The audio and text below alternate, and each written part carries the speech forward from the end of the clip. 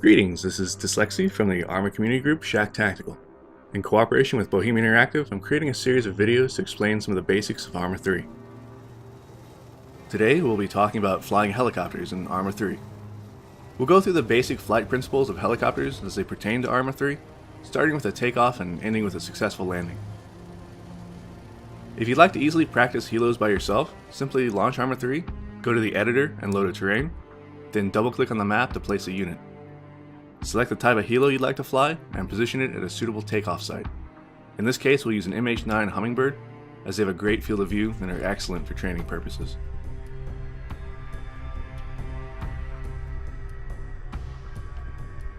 Once you're in your helo, there are a few aspects of the interface you should familiarize yourself with. In the upper left, you have a panel that will show altitude in meters, speed in kilometers per hour, fuel remaining, as well as the damage states of different aircraft components.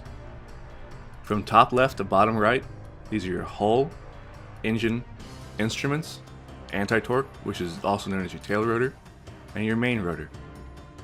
Red indicates that a system is destroyed or close to it, while shades of yellow and orange indicate damage.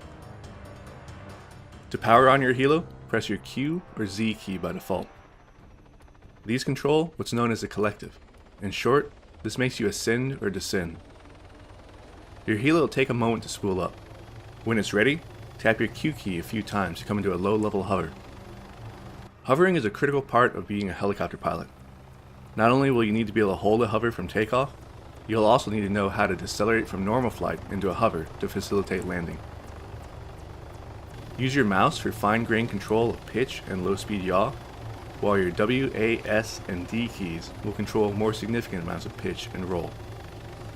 X and C will act as your rudders, which allow you to do a level turn like so. You can fly just fine with only a mouse and keyboard. Joysticks and other peripherals are optional. If you'd like to improve your flying, there are two good ways to do it. The first is via a TrackIR head tracking device, which allows you to look around independent of your other flight controls, while the second is a set of rudder pedals to give you more fine-grained rudder control. Once you've established a decent hover, transition into forward flight by tilting the aircraft forward. The more you tip forward, the faster you'll accelerate, though you'll also begin to descend in altitude once you pitch too far. You can counter this by applying more collective via the Q key, or by raising your nose again. Raising the nose substantially will result in a climb, while lowering it will result in diving flight. Due to the airflow over the aircraft, you'll find that your tail rotor becomes less influential at high speeds. While you can still yaw somewhat, you'll no longer be able to do a full tail rotor turn until you've slowed back down again. Maneuvers at high speed will instead rely on banking the helo and using pitch to change direction. Your flight altitude will depend largely on the terrain, obstacles, and enemy threat in any given area. Helicopters are able to maintain extremely low-level flight with an experienced pilot. This can allow them to stay behind terrain or obstacles that mask them from enemy fire or observation. When flying low level, keep a sharp eye out for anything in your flight path. Power lines are nasty surprises, but you'll also be at risk of hitting poles, trees, and even particularly large rocks that happen to be in the way. When planning your flight route, pay attention to the terrain in the area and what threats might be present. Plan for both enemy presence and natural or man-made obstacles, and fly accordingly.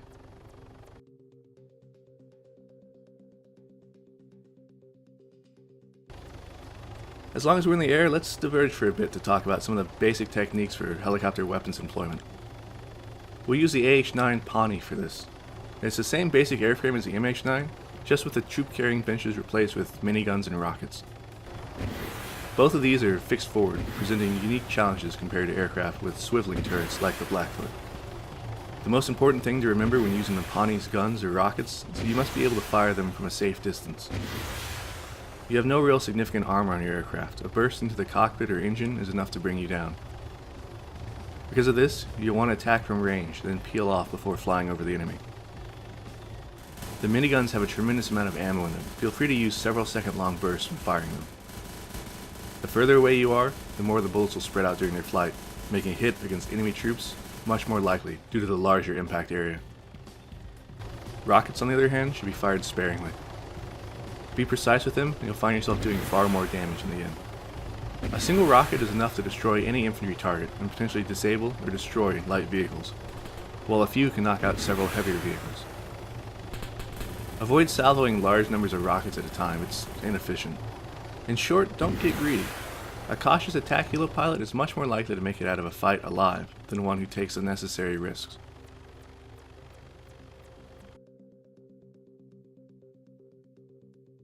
Now that we've gone over basic flight and weapons employment, let's try landing. To slow down, utilize a combination of pitching your nose up while decreasing the collective. If you match these two movements, you'll find yourself slowing down and without gaining or losing altitude. I call this a bleed flare, since you're bleeding your speed off without changing altitude in the process. When closing on your landing zone, it's best to fly a slightly curving path towards it. This allows you to get a better understanding of the lay of the land, any obstacles nearby, or where you might find the best place to touch down.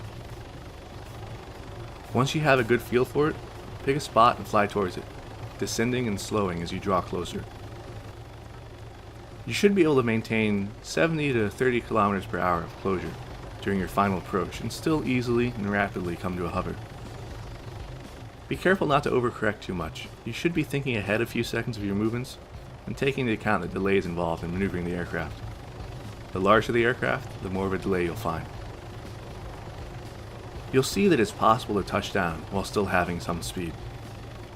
As long as the terrain is clear and you're reasonably steady, a touchdown at low speed will be just fine.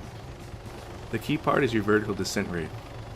You'll want to tap your Z key as you make the final descent, such that you touch down with the minimum of vertical speed.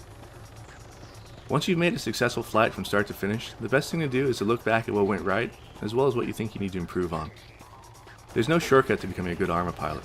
Practice is the key. Start with the basics, work to refine them, and challenge yourself more and more as you gain proficiency. Ensure that you build upon solid fundamentals and don't rush too deeply, too quickly. Skill will come with time and practice. If you'd like more guidance on how to fly in ARMA, to include auto-rotation, coping with tail rotor loss, and various other topics, I recommend checking out my Art of Flight series, which you can find linked in my channel's playlist.